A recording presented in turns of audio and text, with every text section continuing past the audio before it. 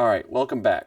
So the video before this I just did was on Sunny Moon for Two, which was a blues in B flat. I wanted us, that's a great starting point. What I'd like to do in improv class though is I want us to go a little bit deeper and get some more vocabulary. And, I won't explain it too much now. Let's just dive into it. So we started off with a minor pentatonic scale. If you remember pentatonic, 5 notes. For minor, it was root, flat 3, 4, 5, flat 7. And that sounds like this.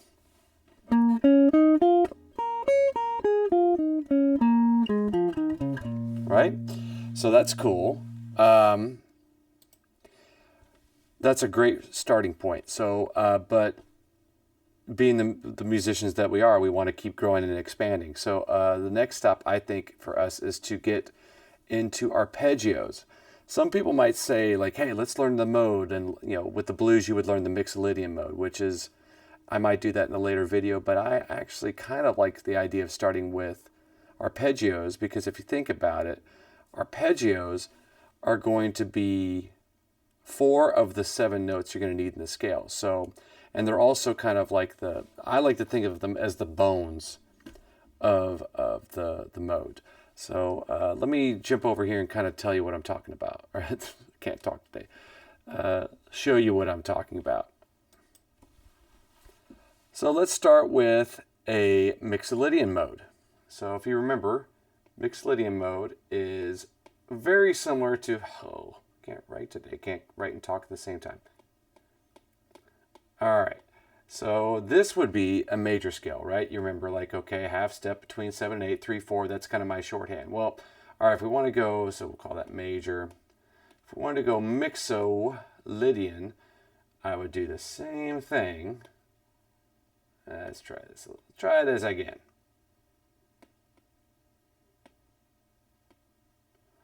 I'm not going to worry about the half steps. That's more when you're learning it. So at that point, it's assumed. So you're just going to change one note.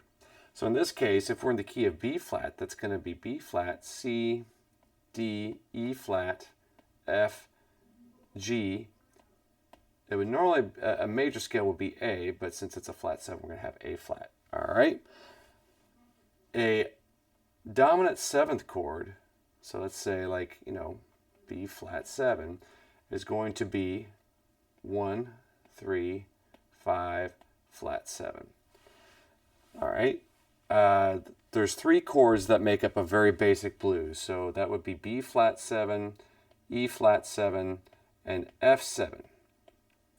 So all these are going to be B flat, D, F, A flat, E flat, G, oh hey, how are you? D flat, F, A, C, E flat, respectively. All right, so there's your crash course theory lesson. Let's go back to the workout here. Of course, I could have just dove right into playing, but since we got time, we don't want that one. We want this one. There we go. So what I did is I just wrote this out for the blues. I'm going to put a link to this PDF in the description. So unfortunately, I can't show the whole thing the way that my setup is right now. Maybe someday I'll figure it out. But for now, I'm just going to have this here, and I'm going to play through this. So first with a metronome, and then maybe with a play along. So a 1, 2, a 1, 2, 3, let's try that again. 1, 2, 3,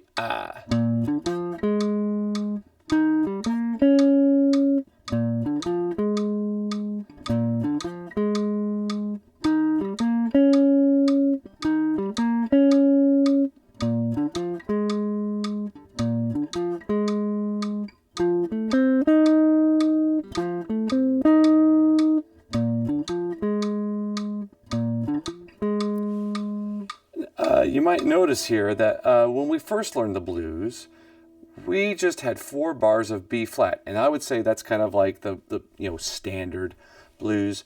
When you put the 4 chord there, E flat being the 4th note of B flat, 1, 2, 3, 4. we call this a quick change. And I would say this is actually kind of quick change is a very common, shall we say, mod. Apologize for my penmanship. So I'm going to do this one more time up an octave because I think it speaks a little bit better. So, you obviously have to figure out what works for your instrument. I understand there's limitations depending on like whether it's piano, saxophone, flute, whatever. Move these around to different octaves, whatever works for you. So I'll give you an example. So far, so good.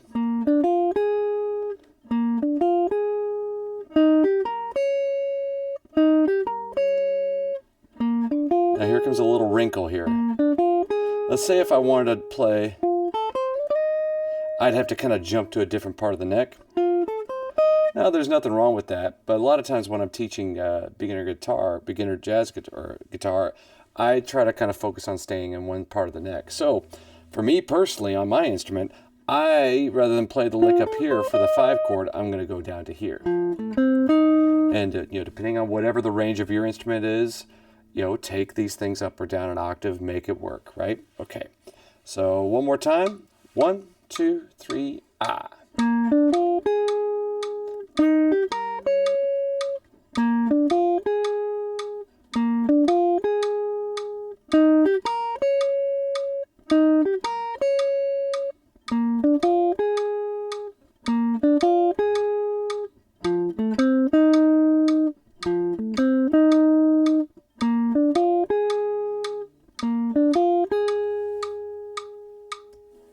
All right, let's try that with the play along. I understand that these changes aren't going to be quite correct, or not correct, but this is like a fairly modded out blues. We might work up to this at some point, but for now, don't worry about this stuff. It'll still work for what we're trying to do. We're gonna arpeggiate a simplified blues, but hey, just kind of let this wash over you. This is like a pretty good fleshed out version of a jazz blues that has a lot of very typical modifications. So here we go.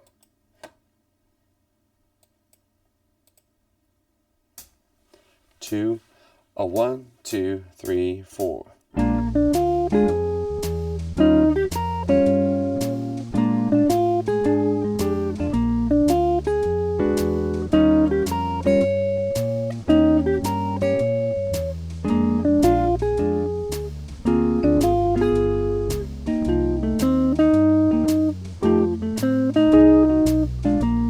One more time. There we go.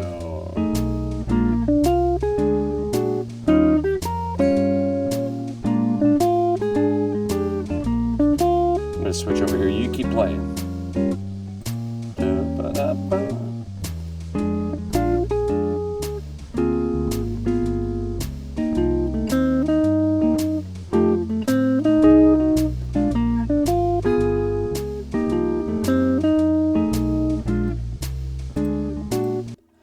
All right.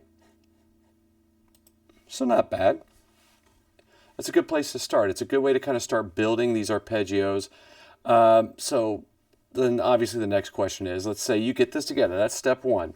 Now let's go on to the next page of our workout. I thought these are just in no particular order. These are just ideas that I had of what if I took this notion of that the arpeggios are like the bones of what we want to play. And that is very common whenever you're starting to learn jazz and play over changes, is that the arpeggio is a good spot because all those are really strong notes that kind of relate to the chord, and the listener will recognize those chord changes. So, but there's ways we can ornament it, and dress it up to where it's not so obvious, just like what we did.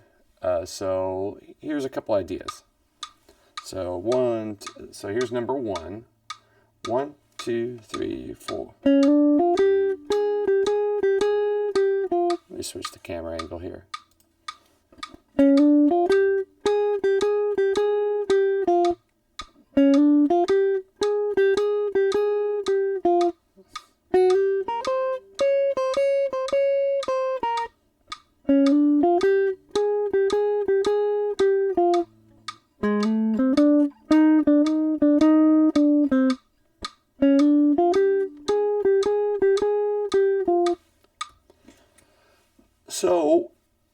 looking here, we got, what do we got at the arpeggio here? We approach the third. So that D is the third note of B flat, right? I approach that by a half step, which is a really common thing. As a matter of fact, you can approach all these notes on an arpeggio, and you can make a lot of music with that idea, right? Even though it's not a scale per se, it's a great way to utilize an arpeggio.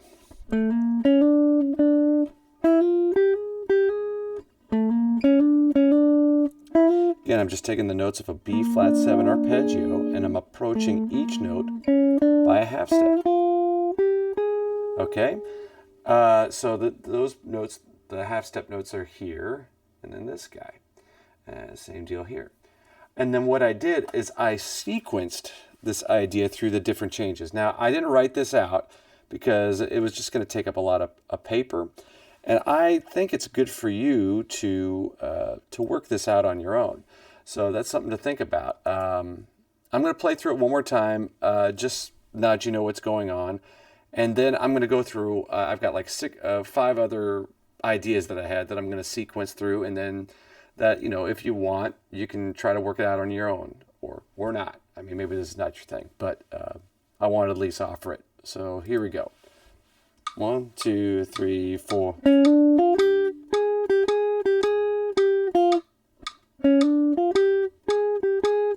Now we're doing an E flat. Back to the 1. To the 5 chord.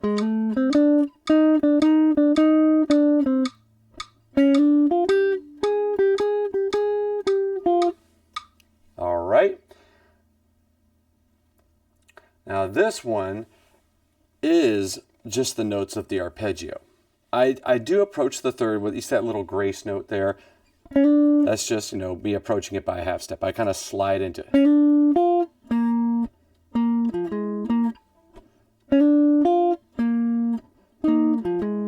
Right? All those notes are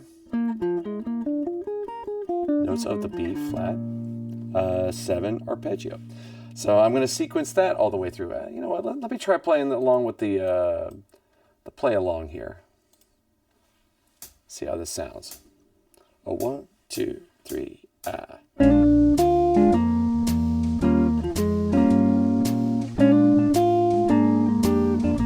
I'm going to go to E flat. Back to B flat.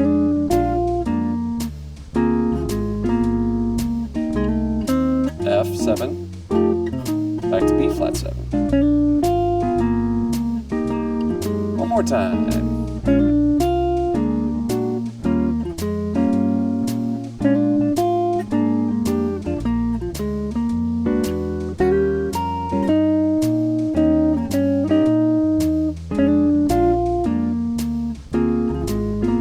F7.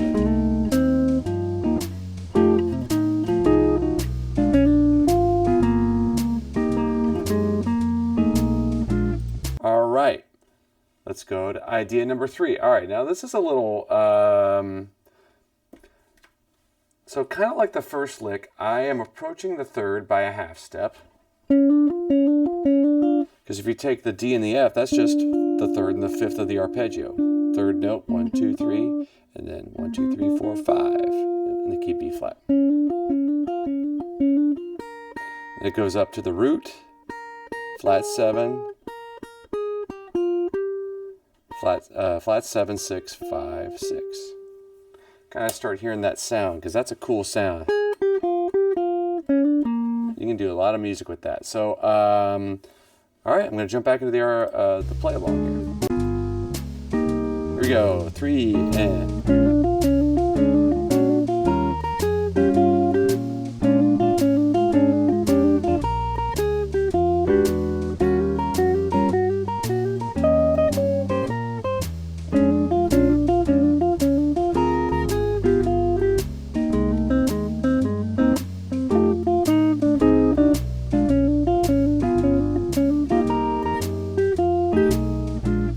I mean, you could break those into their own licks too. Like the first half, you could just keep going.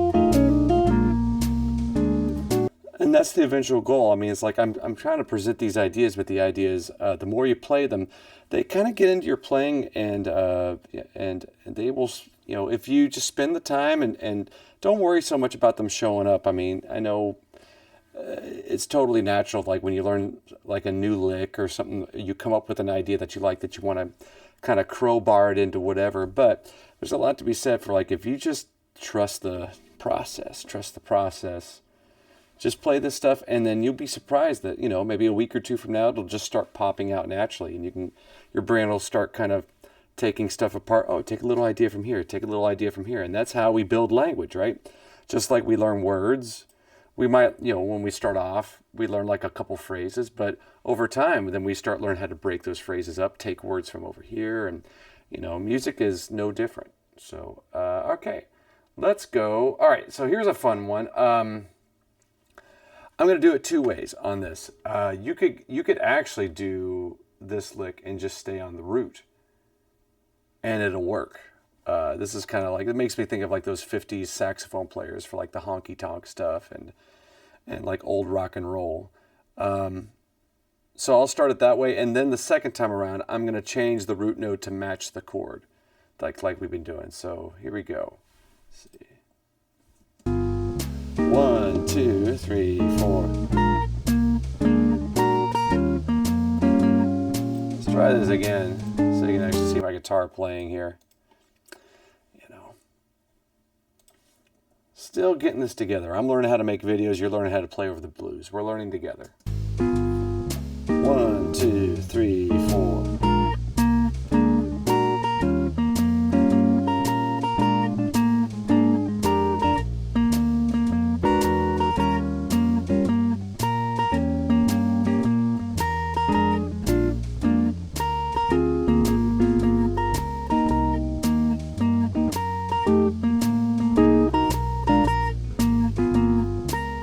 Now I'm going to go the changes.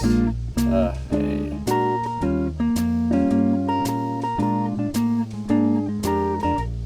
E flat.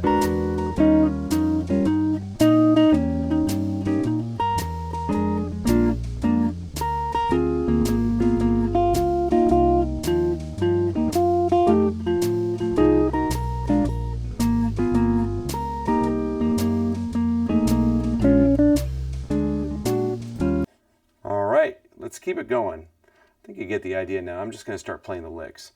So I got kind of like this idea of the flat 7 with the 5 and then the 6 there. That's a kind of like, that kind of, you know, makes you think of like the, you know,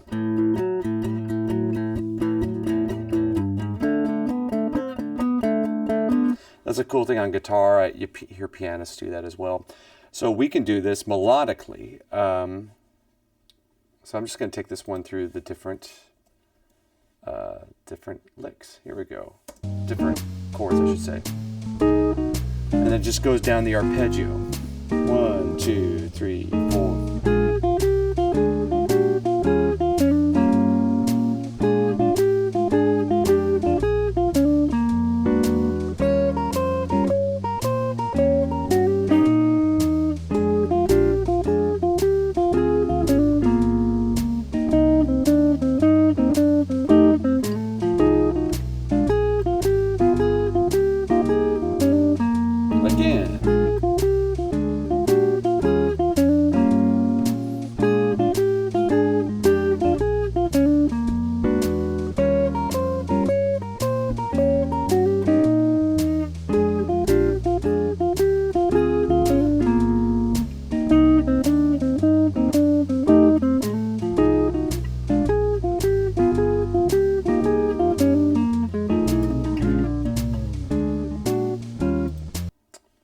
All right, and then last but not least, all right, you might, I don't know if CS Arts has a pep band, but anybody that's like played in marching band or any kind of sports pep band, you'll probably recognize this one. So here we go.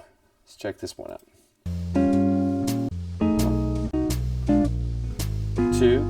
1, 2, 3, 4.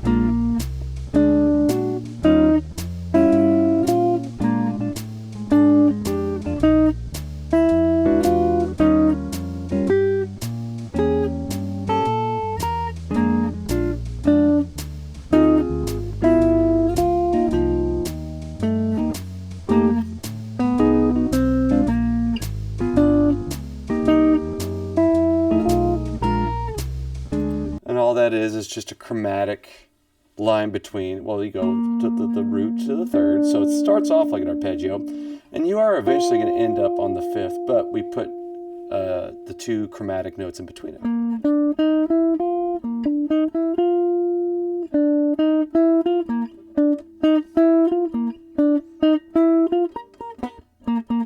I don't know if you recognize that from Pep Band or not. Maybe not. Maybe I'm dating myself. They don't probably play that anymore. At any rate, so, well, this video got kind of long. I intended to get into some melodies, but I think I'm going to save that for another video here. So stay tuned. Definitely work these ideas out. And, you know, these are not like gospel. These are not... I'm just trying to give you some ideas that, you know, if one or two of these ideas are great and you want to take them apart and kind of come up with your own thing, that's what it's all about. This is not about like making you learn these things. It's more about just giving you ideas to maybe get the ball rolling so you can start creating your own ideas. And that's the real fun of improv. So, okay, I'll see you on the next video. We're going to go through a bunch of different melodies of the blues, and I'll see you there. All right, bye.